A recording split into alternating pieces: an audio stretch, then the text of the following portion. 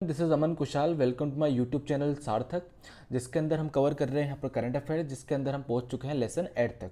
तो लेसन 7 तक हमने अभी यहाँ पर 1 जनवरी 2019 से लेके 16 फरवरी 2019 तक का जितना भी करंट अफेयर का मैटर था तो वो सब हमने वहाँ पर कवर कर लिया है।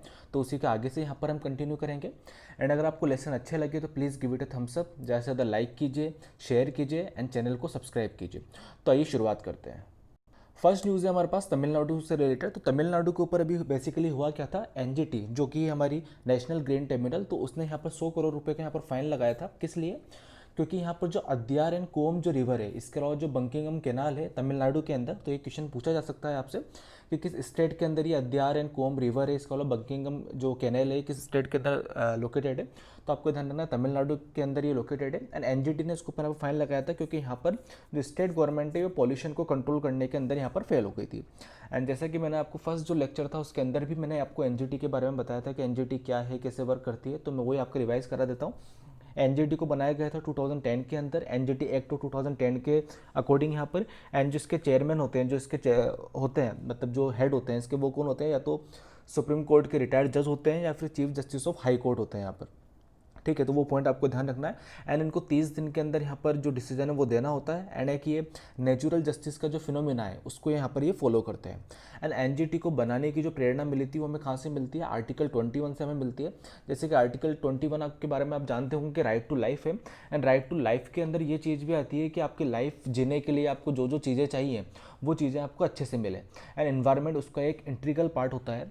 एंड इन्वायरमेंट से रिलेटेड केसेस बहुत सालों से यहाँ पर आ रहे थे, लेकिन जो हमारी ऑलरेडी कोर्ट्स है, जो हमारी डिस्ट्रिक्ट लेवल की कोर्ट है, हमारी जो हाई कोर्ट्स हैं, सुप्रीम कोर्ट्स हैं, उनके अंदर वैसे ही बहुत सारे केसेस यहाँ पर पेंडिंग पड़े हुए हैं। इवन सुप्रीम कोर्ट के अंदर भी मोर देन 50,000 केसेस यहाँ पर पेंडिंग पड़े हुए हैं। तो स्टेट गवर्नमेंट के पास जो हाई कोर्ट्स वगैरह हैं तो उनके पास तो केसेस लाखों के अंदर पेंडिंग है। तो और इन्वायरमेंट के केसेस को भी सोल्व करने के लिए यहाँ पर, क्योंकि इन्वायरमेंट के प्रोजेक्ट जब तक वहाँ पर सोल्व नहीं होते तब तक बहुत सारे प्रोजेक्ट्स यहाँ पर अटके रहते हैं, क्योंकि बहुत सारे जो प्रोजेक्ट्स रहते हैं उनके अंदर इन्वायरमेंट का भी लॉस होता है। आपने बहुत बार देखोगे दिल्ली के अंदर कोई कॉलोनी वगैरह बनती है तो लोग बाग सड़कों पर आ जाते हैं कि आप यहाँ के पेड़ नहीं काट सकते। इसके अलावा केरला के अंदर आपने देखा होगा सीआरजेड एरिया के अंदर बिल्डिंग्स बनी हुई थी तो उसको वहाँ पर गिरा दिया गया है। तो बहुत सारी ऐसी चीज़ें होती हैं, तो उसकी जो हमें प्रेरणा मिलती है वो आर्टिकल 21 से मिलती है कि इन्वायरमेंट यहाँ पर अच्छा रहे। तो उसी को देखते हुए यहाँ पर एनजीटी की यहाँ पर जो थी स्थापना की गई थी। एंड जैसे कि आप दिल्ली के अंदर रहते हो तो आपको पता होगा कि आपकी जो लाइफ एक्सपेक्टेंसी, मतलब आप कितने साल जीते हो, तो अगर आप दिल्ली के अंदर रह रहे हो तो 5 साल कम हो जाती है। क्यों? क्योंकि वहाँ पर पॉल्यूशन इतना ज़्यादा है। एंड पॉल्यूशन के अंदर जैसे कि आपको पता होगा बहुत सारी रिपोर्ट्स यहाँ पर निकलती है। देन जो टॉप 20 जो सिटीज़ है, मोस्ट पॉल्यूटेड जो सिटीज़ हैं, उसके अंदर लगभग 10 से 15 जो सिटीज़ है वो इंडिया की होती है। And Delhi is known as the world capital of जो पॉल्यूशन है उसके रूप में इसको यहाँ पर जाना जाता है। तो एनजीटी की यहाँ पर स्थापना की गई थी। तो आर्टिकल 21 के तहत इसकी हमें प्रेरणा मिलती है। एंड इंडिया ऐसी फर्स्ट कंट्री नहीं थी जहाँ पर एनजीटी यहाँ पर बनाया गया है। इससे पहले ऑस्ट्रेलिया एंड न्यूजीलैंड के अंदर भी एनजीटी जैसी बॉडी यहाँ पर बनी हुई है। ठीक है, तो ये सारे पॉइंट्स हैं जो आपको यहाँ पर ध्यान रखना है। नेक्स्ट न्यूज़ है हमारे पास किसान गांधी से रिलेटेड। तो किसान गांधी क्या है कि जैसे कि आपको पता होगा कि जैसे इंडिपेंडेंस डे पर तो जो हमारे प्रधानमंत्री जी हैं वो लाल किले से यहाँ पर भाषण देते हैं, लेकिन रिपब्लिक डे पे ऐसा कुछ नहीं होता है। वहाँ पर झंडारोहण का जो कार्यक्रम है वो किया जाता है। इसी दिन हमारा जो संविधान था वो वहाँ पर लागू किया गया था। तो किसान गांधी जी को जो वहाँ पर जो परेड वगैरह होती है, आपने देखा होगा बहुत सारी परेड्स वगैरह वहाँ पर होती हैं। बहुत सारी जो स्टेट्स हैं, जितने भी स्टेट्स हैं, यूनियन टेरिटरीज, तो वो सब अपनी अपनी जो झांकियाँ हैं वो यहाँ पर प्रस्तुत करते हैं। तो किसान गांधी भी एक झांकी थी, तो 2019 के अंदर जो रिपब्लिक डे था तो वहाँ पर प्रस्तुत की गई थी। एंड इसको किसके द्वारा यहाँ पर बनाया गया था? ICAR, Indian council of agriculture research के द्वारा यहाँ पर ये बनाया गया था, जिसको यहाँ पर प्राइज़ मिला था। ऐसे हर साल यहाँ पर जो उनकी जो थीम रहती है उसके हिसाब से वहाँ पर उनको प्राइज़ दिए जाते हैं। तो जो 2019 का जो प्राइज़ मिला था वो मिला था किसान गांधी को। एंड किसके द्वारा बनाया गया था? ICAR को बनाया गया था। एंड जैसे कि आपको पता हुआ कि हर साल कोई ना कोई चीफ गेस्ट यहाँ पर जरूर होता है। तो जो 2019 के अंदर जो हमारा रिपब्लिक डे सेलिब्रेट किया गया था उसके अंदर जो चीफ जस्टिस कौन थे? तो वो थे साउथ अफ्रीका के प्रेसिडेंट सिरिल रामापोसा। ठीक है, तो ये पॉइंट आपको ध्यान रखना है। पहले कौन आने वाले थे? ट्रंप आने वाले थे। जैसे कि आपको पता होगा बहुत ज़्यादा एक हाइप हुआ था, बहुत ज़्यादा न्यूज़ बनी थी कि Trump will be the chief guest of India on the Republic day, लेकिन ऐसा हुआ नहीं। वो उनका शेड्यूल बिगड़ता गया एंड बहुत सारे सिक्योरिटी रीजन्स भी होते हैं। तो वो आपको ध्यान रखना है। नेक्स्ट न्यूज़ है हमारे पास कोची केरला से रिलेटेड। तो कोची केरला यहाँ पर क्यों न्यूज़ में था? तो कोची केरला यहाँ पर न्यूज़ में था क्योंकि यहाँ पर कोची मुजिरिस बाइनियल यहाँ पर फेस्ट हुआ था। तो ये फेस्ट क्या है? एक इंटरनेशनल एग्जीबिशन है कंटेम्प्रेरी आर्ट का।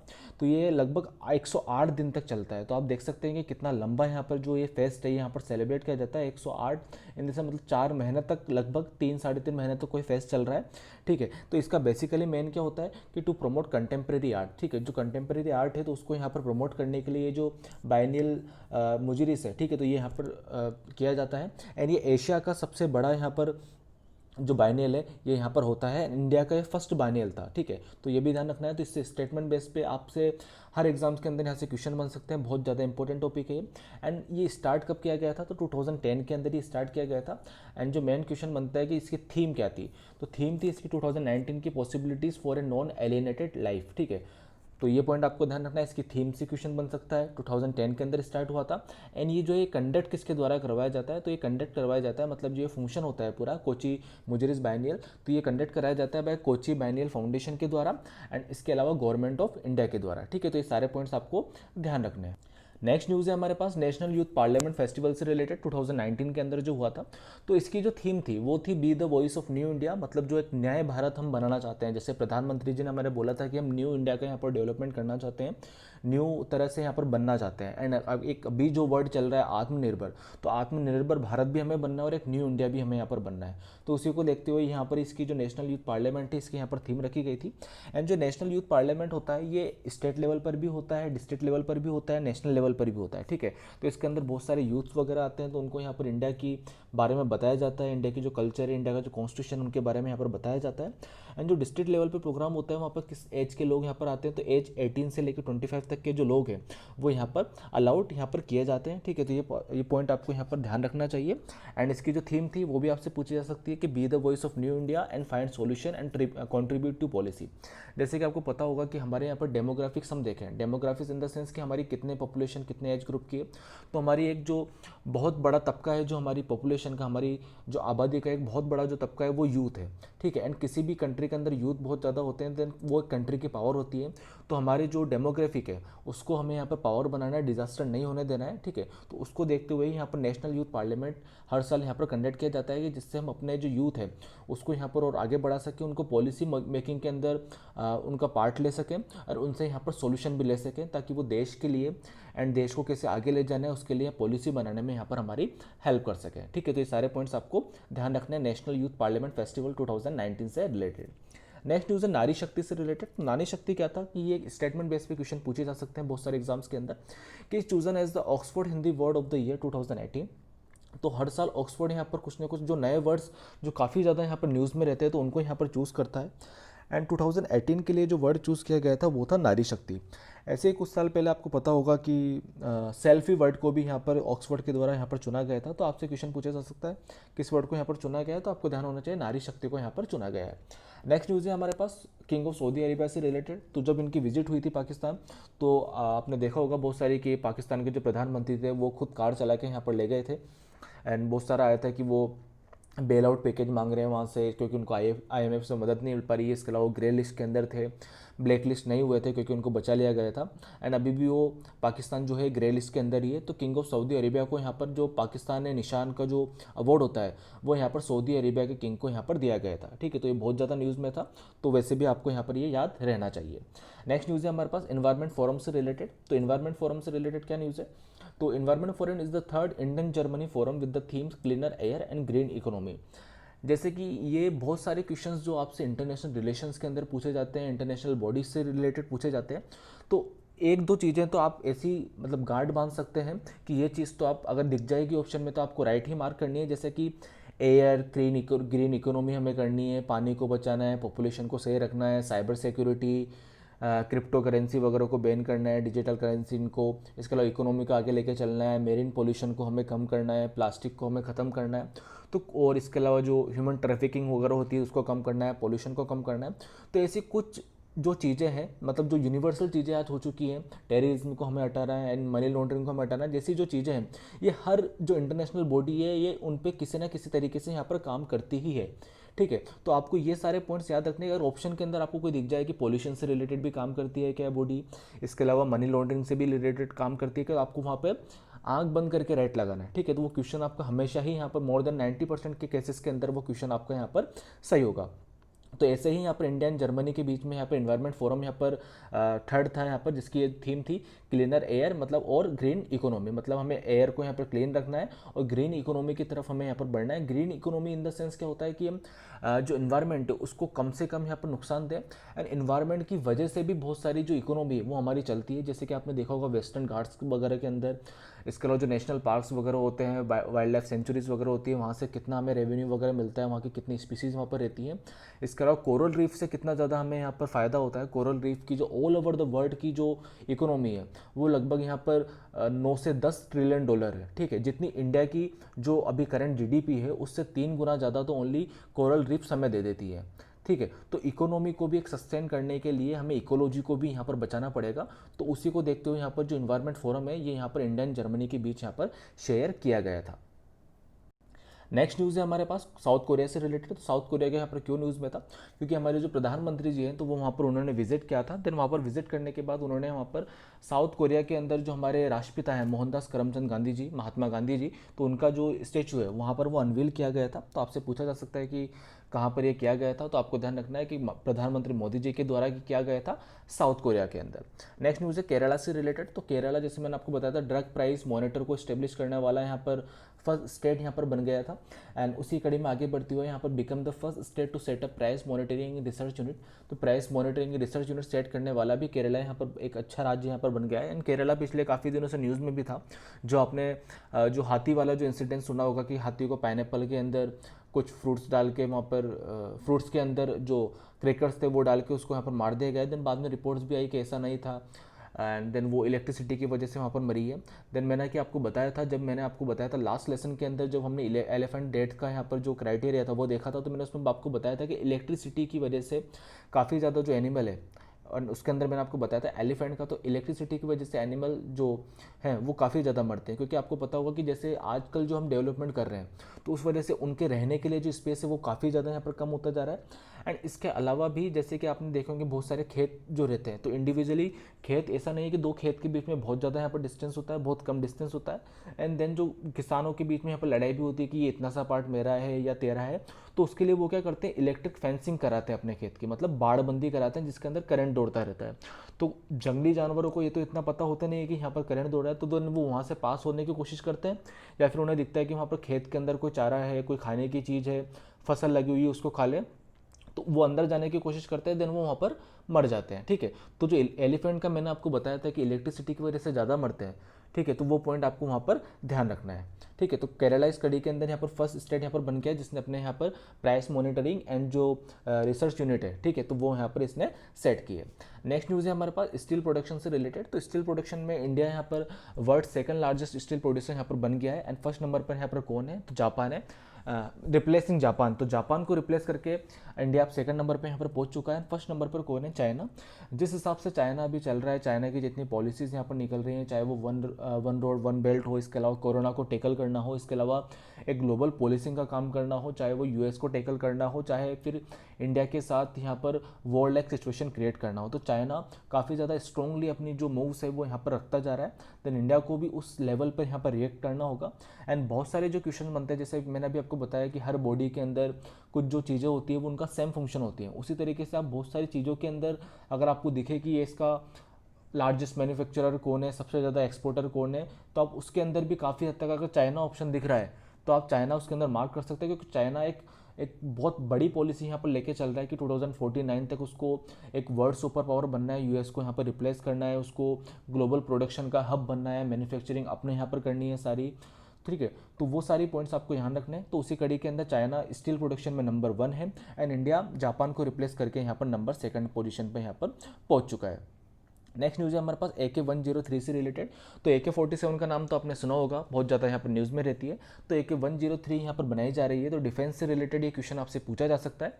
और ये किस किस के द्वारा यहाँ पर बनाई जा रही है, तो बाय इंडिया एंड रशिया के द्वारा यहाँ पर बनाई जा रही है। एंड इसके अंदर जो मेक इन इंडिया जो कैंपेन चलाया गया था, जिसके अंदर की बाहर की कंपनीज़ को यहाँ पर इनवाइट किया जाता है कि आप देश के अंदर ही आइए, यहाँ पर बनाइए। देन उससे फ़ायदा क्या होता है कि देश के अंदर ही मैन्युफैक्चरिंग बढ़ती है, तो लोगों को जॉब भी मिलता है। एंड इसके अलावा कुछ क्लोज भी हम साइन करते हैं कि आप जो चीज़ हमें यहाँ पर बना के दे रहे हैं उसकी हमें टेक्नोलॉजी भी देते हैं, तो काफ़ी ज़्यादा अच्छा होगा। क्योंकि टेक्नोलॉजी देने से क्या होता है कि हम सस्ते रेट में यहाँ पर बना सकते हैं, उनको हमें पैसे देने की ज़रूरत नहीं होती। जैसे कि राफेल था, तो राफेल पहले हम कितने ले रहे थे, देन उसके बाद कम हो गए। कम क्यों हो गए? क्योंकि हमें टेक्नोलॉजी भी साथ में मिल जाए उस किसी चीज़ की। इन द सेंस आपको कोई मोबाइल दे रहा है, देन मोबाइल देने के साथ साथ आपको मोबाइल कैसे बना पूरी टेक्नोलॉजी भी आपको दे दी, तो आप क्या कर सकते हो, आप खुद की मोबाइल कंपनी वहाँ पर आगे स्टार्ट कर सकते हो। तो उसी तरीके से डिफेंस के अंदर भी होता है कि आप टेक्नोलॉजी भी यहाँ पर ट्रांसफर कर दीजिए। देन रशिया, आपको पता होगा ऐसे इकोनॉमिक पावर रशिया इतनी बड़ी पावर नहीं है, लेकिन ऐसे मिलिट्री पावर हम देखें तो रशिया काफ़ी ज़्यादा बड़ी पावर है यहाँ पर। एंड बहुत सारी ऐसी मिसाइल्स के बारे में बताया जाता है कि जो रशिया ने डेवलप कर ली है, लेकिन वो वर्ल्ड को यहाँ पर बाहर नहीं ला रहा है। उनके पास काफ़ी हाई रेंज की यहाँ पर मिसाइल्स हैं। एंड लास्ट जो लेसन था मैंने आपको बताया था, INF ट्रीटी से भी अब रशिया बाहर निकल गया, तो रशिया और ज़्यादा जो अपनी मिसाइल्स है, अपनी जो मिलिट्री पावर है, उसको वहाँ पर और ज़्यादा कैपेबल यहाँ पर बना सकता है। एंड एक जो क्वेश्चन पूछा जा सकता है आपसे कि AK-103 की जो ये फैक्ट्री है, मतलब प्रोडक्शन होने के लिए कहीं फैक्ट्री लगी, तो फैक्ट्री कहाँ लगेगी, तो वो लगेगी अमेठी के अंदर, जो कि है उत्तर प्रदेश के अंदर। अमेठी जैसे कि आपको पता होगा जो राहुल गांधी जी है, तो उनकी वहाँ पर लोकसभा की सीट थी, लेकिन जो 2019 का जो इलेक्शन था वहाँ पर स्मृति ईरानी जी ने उनको वहाँ पर हरा दिया था। तो अभी वहाँ से स्मृति ईरानी जो है वो वहाँ की MP है, ठीक है। तो अमेठी के अंदर AK-103 India and Russia technology भी ट्रांसफर करेगा यहाँ पर रशिया, ठीक है। तो ये सारे पॉइंट्स आपको यहाँ पर ध्यान होने चाहिए। नेक्स्ट न्यूज़ है हमारे पास इलेक्शन कमीशन ऑफ इंडिया से रिलेटेड। तो इलेक्शन कमीशन ऑफ इंडिया किस आर्टिकल के तहत ये आती है, तो आर्टिकल 324 के अंदर ये आती है। कितने मेंबर्स यहाँ पर रहते हैं, तो 3 मेंबर यहाँ पर रहते हैं। एंड तीनों कैसे काम करते हैं यहाँ पर, बाय मेजोरिटी ऑफ डिसीजन जो होता है मेजोरिटी से यहाँ पर लिया जाता है। तो इलेक्शन कमीशन ऑफ इंडिया ने यहाँ पर क्या किया है, एक MOU यहाँ पर साइन किया है बिटवीन नामीबिया एंड पनामा के रूप में। तो जो दोनों कंट्रीज़ है, इन दोनों के साथ यहाँ पर एक MOU साइन किया गया on cooperation in the field of electoral management and administration. जैसे कि मैंने आपको बताया था कि इंडिया के अंदर जो इलेक्शन होते हैं एक त्यौहार की तरह यहाँ पर सेलिब्रेट किया जाता है, क्योंकि ऑल ओवर इंडिया इसके अंदर इन्वॉल्व होता है। हर जगह मीटिंग्स होती हैं, रैलीज होती हैं, एंड बहुत सारी TV डिबेट्स वगैरह होती हैं, हर जगह न्यूज़ रिपोर्टर्स वगैरह जाते हैं। एंड इंडिया की जो वोटर है, मतलब जितना इंडिया का वोटर बेस है उतनी बहुत सारे देशों की पॉपुलेशन ही नहीं होती है, ठीक है। तो उसको देखते हुए एक इवेंट जैसा जो हो जाता है, उसको इवेंट को सक्सेसफुल बनाने के लिए सबसे बड़ा जो दायित्व होता है वो होता है इलेक्शन कमीशन ऑफ इंडिया के पास। एंड बहुत सारे लोग यहाँ पर स्टडी करने भी आते हैं कि इलेक्शन कमीशन ऑफ इंडिया कैसे इतनी बड़ी डेमोक्रेसी के अंदर, जो वर्ल्ड की लार्जेस्ट डेमोक्रेसी है, वहाँ पर इलेक्शन कैसे करवाता है, कैसे कैसे मैनेज करता है। एंड बहुत सारी जो ट्रूवल एंड टूर की जो कंपनियां हैं वो इसके लिए भी टूर कराती है कि इंडिया के अंदर इलेक्शन हो रहे हैं, आपको वहाँ पर टूर कराया जाएगा कि इलेक्शन कैसे कैसे होते हैं, कैंपेनिंग कैसे कैसे होती है, स्कीम के बारे में लोगों को कैसे बताया जाता है, कैसे पर्चे बांटे जाते हैं, कैसे यहाँ पर फाइनल वोटिंग तक उनको ले जाया जाता है, कैसे रिजल्ट्स आता है, कैसे एग्जिट पोल्स होते हैं। तो वो सारी प्रोसेस एक टूर का वो पार्ट होती है, ठीक है।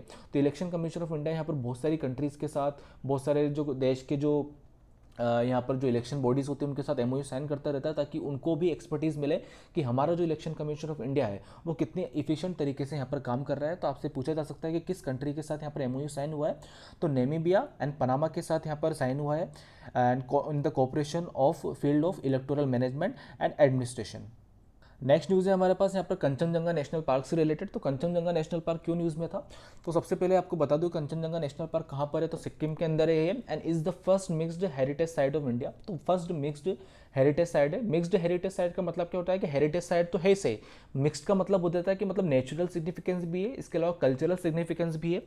Cultural significance in the sense कैसे कि बहुत सारी जो पुरानी, बहुत सारी जो ट्राइब्स वगैरह हैं, बहुत सारे ट्रेडिशन जो वो फॉलो करते हैं, तो वो सब वहाँ पर कंचनजंगा नेशनल पार्क का जो एरिया है तो उसके आसपास वहाँ पर पाए जाते हैं, ठीक है। तो उसी को देखते हुए इसको फर्स्ट मिक्स्ड हेरिटेज साइट का दर्जा यहाँ पर दिया गया था। And 11th biosphere reserve to be included in the UNESCO world network of biosphere reserve, ठीक है। तो जो बायोस्फीयर रिजर्व का एक नेटवर्क यूनेस्को के द्वारा यहाँ पर बनाया गया, तो उसके अंदर इंडिया की तरफ से जो बॉडी इंक्लूड हुई थी, तो 11th बॉडी थी कंचनजंगा नेशनल पार्क, ठीक है। तो ये सारे पॉइंट्स आपको ध्यान रखने हैं। एंड ये एक वर्ल्ड हेरिटेज साइट भी है। तो वर्ल्ड हेरिटेज साइट कब इसको डिक्लेयर किया गया था, 2016 के अंदर, मतलब 2016 के अंदर इसको यहाँ पर वर्ल्ड हेरिटेज साइट का दर्जा यहाँ पर मिला था कंचनजंगा नेशनल पार्क को। तो इसके अलावा हम देखते हैं कि इसके अलावा जो बाकी जो बायोस्फीयर रिजर्व है वो कौन कौन से हैं, तो आपको ये सारे पॉइंट ध्यान रखना है। एंड कंचनजंगा नेशनल पार्क का भी आपको ध्यान रखना है कि सिक्किम के अंदर है, फर्स्ट मिक्स्ड हेरिटेज साइट है इंडिया की, 11th बायोस्फीयर रिजर्व है जो इंक्लूड हुआ है यूनेस्को की लिस्ट के अंदर, वर्ल्ड हेरिटेज साइट भी है 2016 के अंदर। एंड इसके अलावा टोटल इंडिया के अंदर कितने बायोस्फीयर रिजर्व हैं, तो 18 बायोस्फीयर रिजर्व है, जिनको हम एक एक करके देखते हैं। तो फर्स्ट है यहाँ पर cold desert of Himachal Pradesh, second है नंदा देवी जो कहाँ पर है, उत्तराखंड के अंदर सिचुएटेड है। थर्ड यहाँ पर देख लिया मैंने आपको बता दिया कंचनजंगा नेशनल पार्क सिक्किम के अंदर है। फोर्थ है यहाँ पर देहांग देबांग जो कहाँ पर सिचुएटेड है, अरुणाचल प्रदेश के अंदर ये सिचुएटेड है। नेक्स्ट है यहाँ पर मानस नेशनल पार्क जो कहाँ पर है, असम के अंदर सिचुएटेड है। इसके अलावा दिब्रू शेखोवा तो ये कहाँ पर है, ये भी असम के अंदर है। इसके अलावा नोकरेक कहाँ पर है, मेघालय के अंदर है। पन्ना नेशनल पार्क मध्य प्रदेश के अंदर है, जो टाइगर के लिए काफ़ी ज़्यादा फेमस है। पंचमढ़ी एक कैंट एरिया है मध्य प्रदेश के अंदर, तो वहाँ पर ये बायोस्फीयर रिजर्व है। इसके अलावा अचानक मर, इसके अलावा अमरकंटक जो है वो है, इसके अलावा मध्य प्रदेश के अंदर है। कच्छ गुजरात जो लार्जेस्ट एरिया इसका यहाँ माना जाता है, ठीक है, तो ये भी बायोस्फीयर रिजर्व के अंदर है। इसके अलावा सिंपली पाल उड़ीसा के अंदर है, वो भी यहाँ पर इसके अंदर इंक्लूडेड है। सुंदरबन वेस्ट बंगाल के अंदर जो है वो भी यहाँ पर बायोस्फीयर रिजर्व का पार्ट है।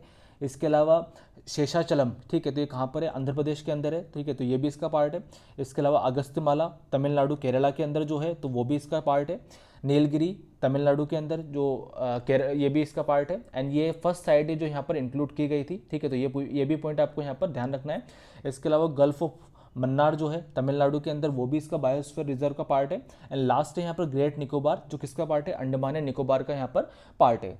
So guys this is the end of our lesson. अगर आपको लेसन अच्छे लगे तो प्लीज़ वीडियो को लाइक कीजिए। अगर आपके कोई भी डाउट्स है तो कमेंट करके आप पूछ सकते हैं। इसके अलावा आपको कोई भी और चीज़ जाननी हो, कोई भी चीज़ पूछनी देन तब भी आप कमेंट बॉक्स के अंदर कमेंट करके पूछ सकते हैं। अगर आपको वीडियो अच्छा नहीं लगा हो तो वीडियो को डिसलाइक कीजिए एंड देन कमेंट बॉक्स के अंदर कमेंट करके मेरे को बताइए कि वीडियो के अंदर आपको क्या कमी लगी, मैं इसके अंदर और ज़्यादा कैसे इंप्रूव कर सकता हूँ।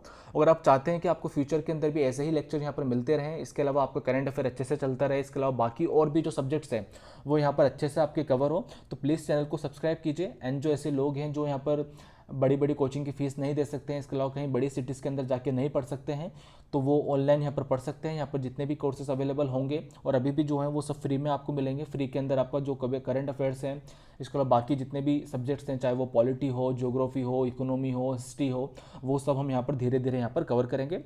So guys this is the end of our lesson. I hope you like it and thank you for watching.